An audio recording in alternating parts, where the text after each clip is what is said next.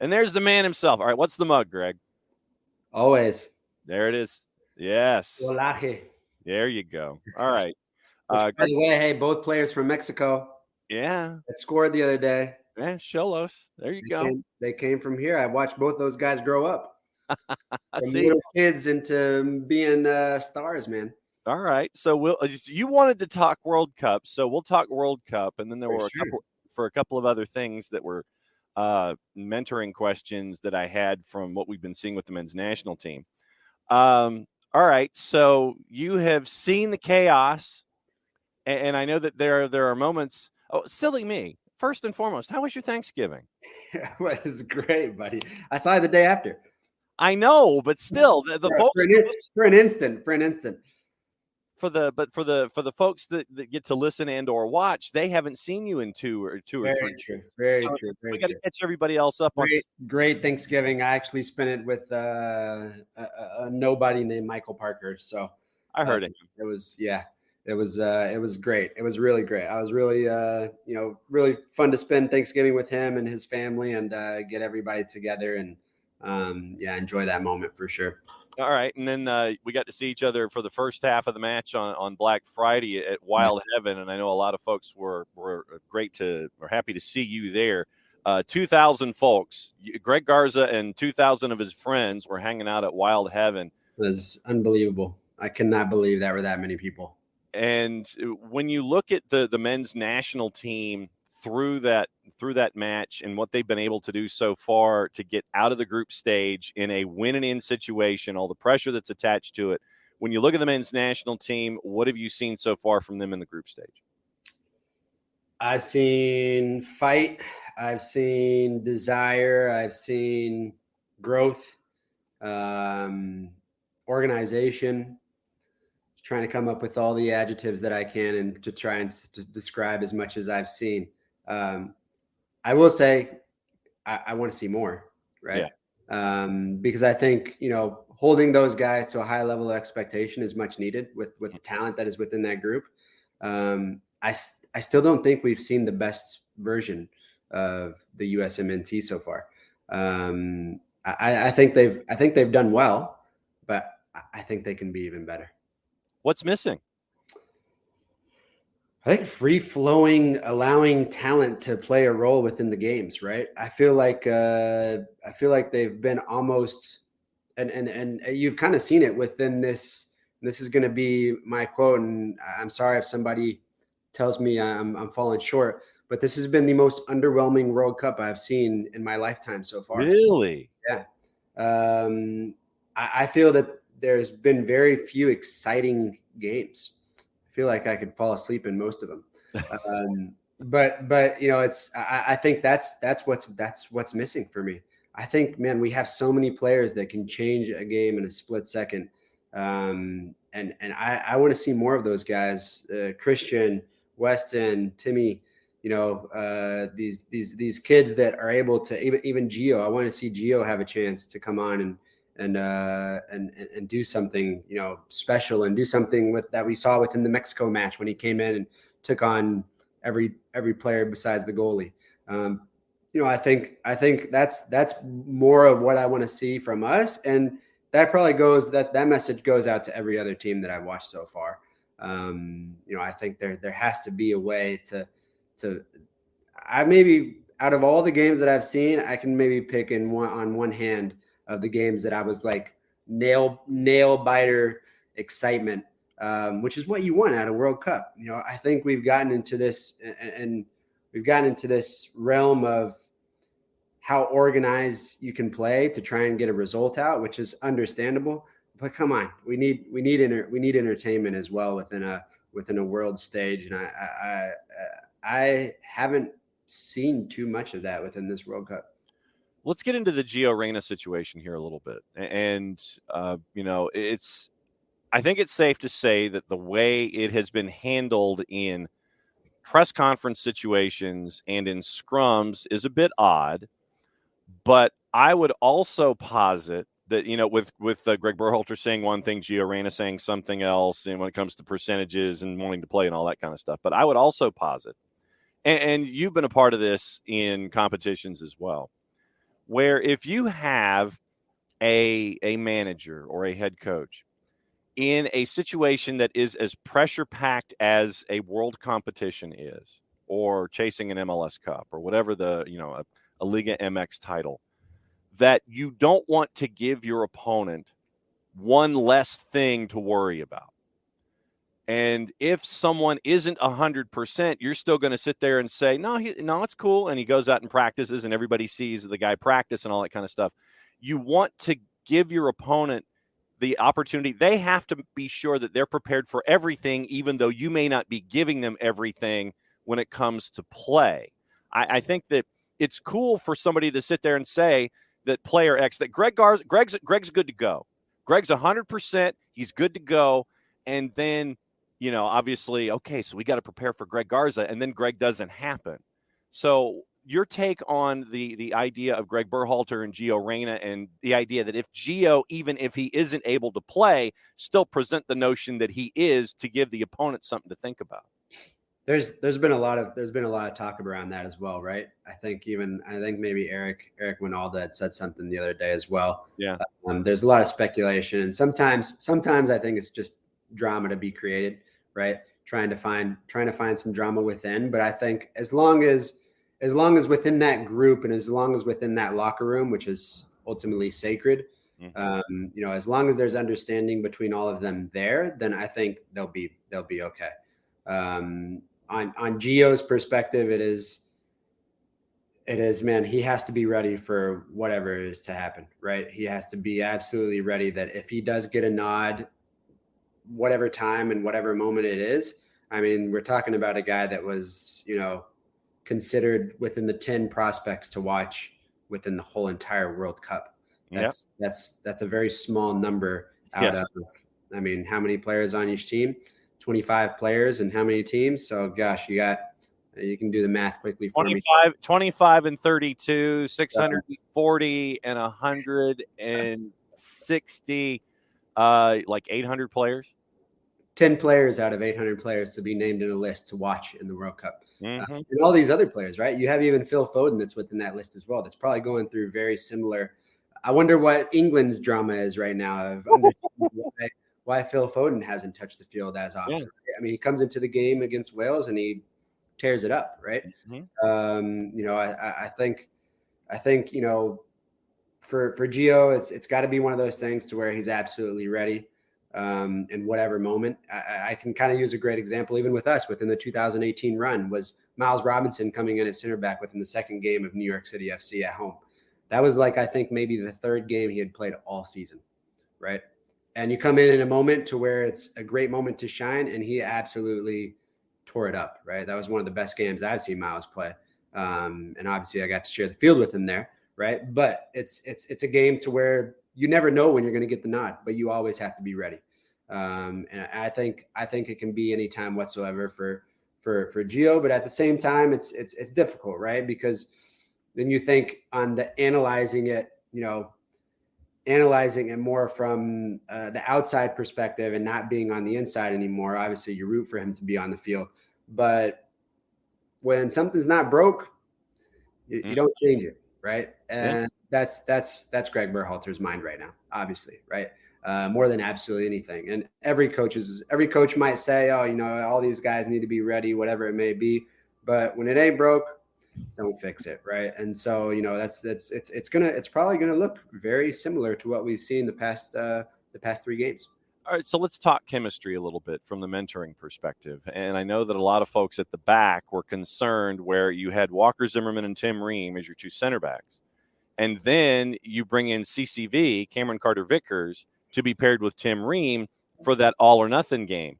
When you talk to your mentors, when you talk to your mentees as a mentor about chemistry and understanding, what you're talking about with Gio Reyna being ready to parachute in, and the concerns about chemistry, especially for something that's key as the center back position. What are those conversations like with your mentees about chemistry and being ready to jump in at a moment's notice? It's all about building relationships, right? You have to understand how those outside relationships can help implement those great relationships also within the field. And what I mean by those outside relationships is how how in sync, how in tune are you with those two guys that are next to you, right? Sometimes, I mean, we use the most important shape within soccer, right? Is obviously a triangle turns into a diamond. You want those all over the field. And you as a player, it also, that triangle, that triangulation of creating those relationships has to be the exact same way, right? Before every single game of within myself in particular, I would go over to LGP and talk right before the whistle blew, right? Because that was my partner, right? And the same year, 2017, I would look in front of me. In 2018, it was a little different because we had so many guys come in. But I would look over and I'd look at Yamil Assad right before the game. I would go and talk to him, and that was the relationship that we had. Off the field, our relationship was also very tight knit, right? So for those guys, that understanding your role, and then when we talk to our mentees, obviously understanding your role, that we can use the example of Gio, but understanding how important those relationships are on the field are extremely, extremely important. Having that best relationship as a teammate and building that other guy up and understanding where you guys need to be. Hey, I got you if this happens. Hey, I'll cover you if this happens. Be sure to watch this play. Be sure to watch this guy.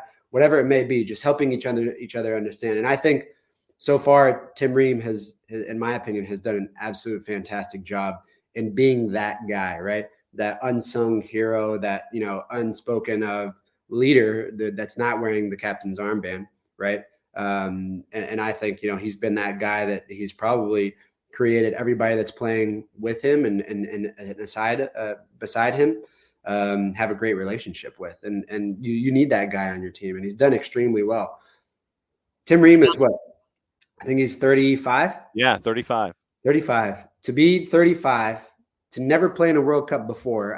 That's my question is, I wonder how many guys there are that make a World Cup team at the age of 35 and never been to a World Cup before. That's got to be never be involved in the World Cup cycle before. And so I'm extremely happy for him. That shows a huge word that we speak about with our mentees. It shows resilience. It shows you never give up. You keep on fighting because you never know when your name can be called. I just posted something on Instagram, and I wish there was a translation for it, but Luis Enrique is doing a podcast like every night. I don't know if you've seen that. Yeah. To connect with fans. A Twitch. He does a Twitch. And it's so cool to see the things that he talks about. And he just shoots the crap, right? Shoots the crap with all of his fans, and kind of gives them a different perspective on things to look for. And been pretty cool to watch. And one of the things that I love that he said, it might have been last night. I saw someone post it this morning, but it was just talking about the 1%, right? And just talking about kids enjoying soccer, enjoying, the game. And man, I wish there was I hope if there's a translation for it, I will definitely be posting it as well. But it's such an interesting video to watch because he's very blunt. He's very honest with his answer, but just trying to help everyone understand about the fun factor and how important it can be within these kids' growth and within their mentality of how they grow. So that's been also, there's been some cool things to see within this World Cup. That's definitely one of them that I'd like to point out. That's if anybody speaks Spanish, tune in to Luis Enrique and his Twitch, whatever his Twitch channel is, to learn some cool facts and things that have some have nothing to do with what's going on at the World Cup. I mean, because shooting the ish with Luis Enrique is never a bad thing. I mean, you got a guy that's been very successful in his career and also within his coaching career. So I'm sure it's pretty cool to do.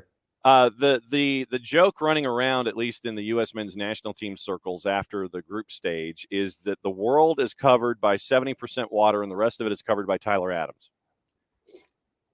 That is very true. He's one of those guys that just, we always talk, and I always tell mentees, and I always ask mentees, I always tell them, have you ever played against a kid to where you're like, oh my gosh, just stop, right? The most annoying player that you've ever played against on the field, that you just want to be like, dude, just relax, right? Just stop. That's Tyler Adams. And every kid will say, oh my gosh, this one player that I played against the other week, he was the most annoying kid that I ever played against. And that's Tyler Adams. And he does a great job at it because he is the most annoying player probably at the World Cup. Right? And you need a guy like that. It's so bad to play against, but it's so great to play with, right? And you need a guy like that on your team, and he has been that one guy that has done that, right? He's all over the pitch. He you look in production of maybe the attack or whatever it may be. He plays very simple. He understands the simplicity of the game. Doesn't produce much there, which is perfectly fine because you need that pit bull mentality guy to break up plays and to be there when you don't think anybody else is, and he is that guy. He is that most annoying player that's created success for him for doing that. It's just that it's his mentality, it's his work rate. What's it like to see mentees be those annoying players and have that work rate and it might be somebody who, when you first started working with them, didn't show that 100% of the time. But then after all of the work that you and Michael get to do with them, to see that switch flipped, what's it like to see a player that has promise develop into that really annoying guy that you love to have on your team, but you hate to play against? Especially the kids that we get to do video analysis with, and see their games and see how they've developed and see how they've grown into the player that they want to be. That's the most gratifying, piece of it, right? Of what we do, right? Seeing them grow into their full potential and become a player that they truly want to become. And it just takes sometimes a flip a switch within their brain or an outside voice to not necessarily be their mom or dad's. They're just going through one ear and right out of the other, and having somebody just really tell them, something similar, but something that will stick and allow them to understand the importance of being, like I said, that annoying player, right? And I always tell people, even today, right, is I didn't do nothing, I didn't do anything special when I played either, right? But I was a very annoying player to play against as well, right? Because I was that guy that was always, everybody was probably asking, why the heck is this guy still making overlapping runs, right? And it could have been every time I got the ball out wide, I was making an overlapping run. If anybody tells me from Atlanta, they'd be like, man, I used to love the overlapping runs you used to make, right? Because it was the whole entire game and it was nonstop. And it created a numerical advantage and it created a 2v1. So, I wasn't thinking about necessarily for me to get the ball. I was just thinking about hopefully creating space for Yamil or whoever, Barco, or whoever it was, Miggy, to cut inside and produce something that they could produce. But I did it over and over and over again. And there's probably so many players on the field that just say, holy crap, can this kid stop doing overlapping runs? And that just goes again to being that, annoying player, understanding the value of being that annoying player. And Tyler Adams he's the epitome of that. All right, so let's go up top. Question for Jason Nix. With Josh hurt, and once again, he's day-to-day, aren't we all? Haji Wright not playing great. Who do you think will start up top tomorrow? Man, that's such a hard question. I think he goes Josh again. Mm-hmm. If Josh is okay. Have they ruled him out? No, and that was why I wanted to bring up the conversation about Gio Reyna, because when you're especially in the knockouts going up against the Netherlands, a team that I think you can beat, even though the numbers in the juice boxes are pretty big. Yeah, it's not a team that's going to sit there and scare the ish out of you, right? But you're not going to give, because Christian Pulisic has a pelvic contusion that caused a lot of us to just kind of sit there and not want to watch a replay of anything ever again. Oh, yeah. But with Josh and his ankle, with Christian Pulisic and his pelvic contusion, and Christian saying, I'm good. Josh Sargent, I don't think we've seen any quotes come out, but you're not going to give the Netherlands something to sit there and say, yeah, we're not going to have Josh Sargent play. We're not going to have Christian play. We're not going to have Christian start. You don't want to give the opposition that kind of ammo. I haven't seen anything that has led me to believe that neither one of them will be involved. Right. That's I think if they're both okay, they will both play. That's my personal opinion. If Josh is not able to start, I think he goes again with Wright. I think once again, it just goes from a coaching perspective, unless he's just a little bit crazy and says, hey, he wakes up on the wrong side of the bed one day and says, hey, I think I might, do something a little different. But thinking about from a coach's perspective of what I've seen and what I've dealt with in my career in the past, coaches usually don't change things within those major tournaments, right? And you see it very, very, very rarely, especially if you're in that right path and everybody else from the outside sees you be in the right path. Because if you do that and something messes up and it doesn't work out, then that'll be the big if, what, why, when, where, that'll create the coulda, woulda, shoulda conversations. So all those 4Ws and the 4Ws in the H that always end up coming up after matches. The U.S. is in the round of 16. There are two other nations in CONCACAF that are not, Canada and Mexico. And, obviously when the final whistle blew in group stage, Tata Martino was, his contract was up. He was not going to be renewed. He's gone. What's it like to see a big gun like Mexico, a big gun like Belgium, a big gun like Germany not make it into the round of 16, and you have all of these fresh faces like a Morocco winning a group stage, those kinds of things? What's it like to see the fresh faces and a lot of the big guns not be a part of the round of 16? It gives me hope that we are that much closer into getting closer to what our true objective is as an American, right? That's the only idea that it gives me, is that we are that much closer. Seeing all these smaller, soccer countries have the ability to have success just gives, I think, us Americans and soccer fans in the States hope. It gives us hope that we can also achieve something that's big. There is not, and I mean, don't get me wrong, there is not one American, even if they are in the chat or even if they're, the 2,000 people that are there at Wild Heaven, there is not one American that you can say, who do you have winning the World Cup? And there's not one of those people that's saying USA. Mm-hmm. Every single person that's there. And we did the Soccer in the Streets gala the other night. There was not one player, there was not one person that raised their hand saying that US was going to win the World Cup. Every single person, and even myself. If you were to ask me, I'll probably say, yeah, I think Argentina or Brazil are probably going to win the World Cup. Yeah. But now seeing these big dogs get out, right, it gives you that much more hope, and realizing that we are that much closer in getting towards having that opportunity to win a World Cup. Croatia proved us all wrong 4 years ago. Mm-hmm. And now Morocco is proving us wrong. Japan is proving us wrong. All these smaller countries and smaller soccer countries are starting to make a name for themselves, and the organization and implementing more money towards the growth of their nation within soccer shows us Americans that, we're a step closer into achieving something that could be beautiful. So then let me ask you this. You're Grand Exalted Poobah of soccer in the United States for a day.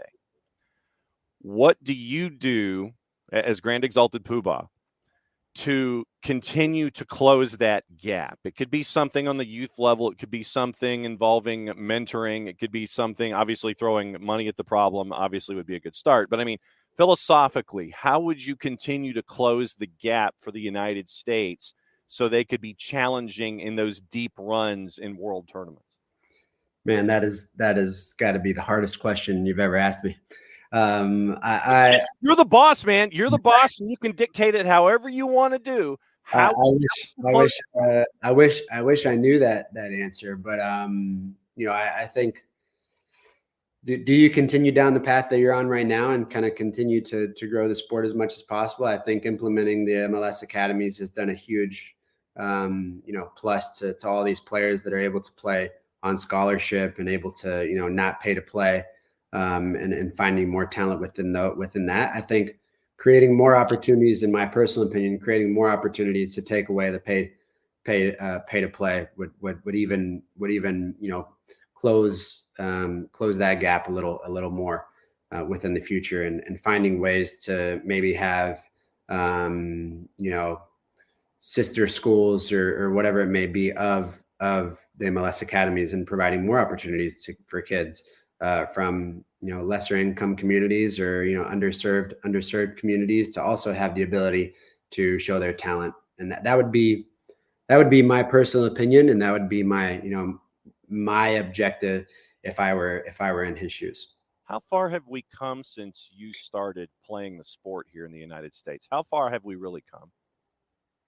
That's another hard question, because there are so many. I feel that there are so many different pathways now to Yeah. create success, but is the business side of it, of the pay to play and all of these other pathways that are being created, is that watering it down, right? And that's the major question that we have to ask.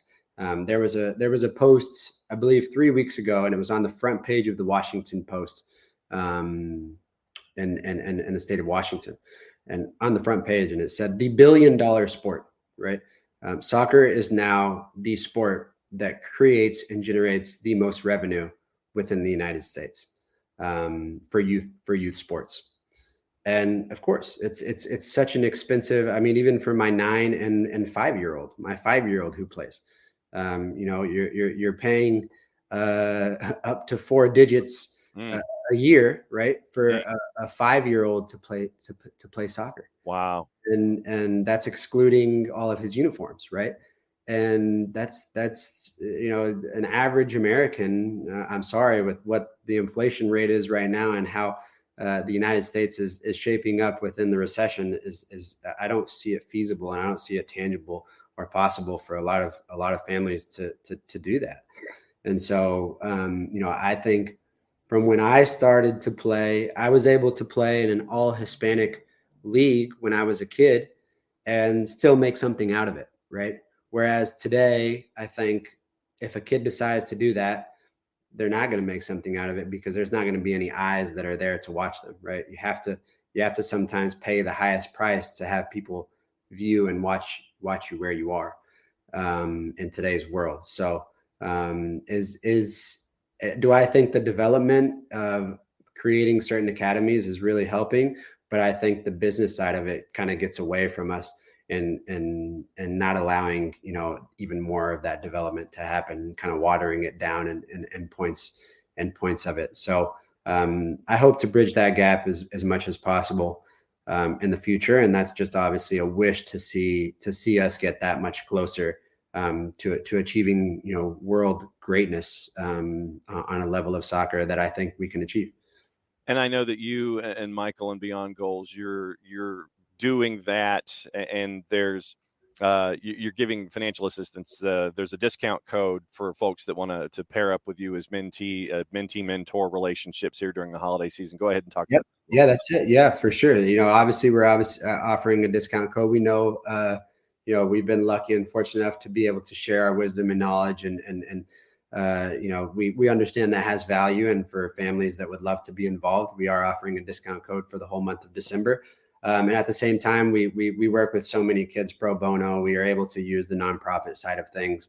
And that's what we look to do in the future as well. So if anybody wants to get involved within the nonprofit side, and help out kids from underserved communities, also have the right guidance and mentorship, that's what we love to do, and that's what we love, in giving back to a game that gave so much to us. So anyone who wants to get involved, let us know. Feel free to reach out. All right. And so, what do you think is going to happen this weekend with the U.S. and Switzerland?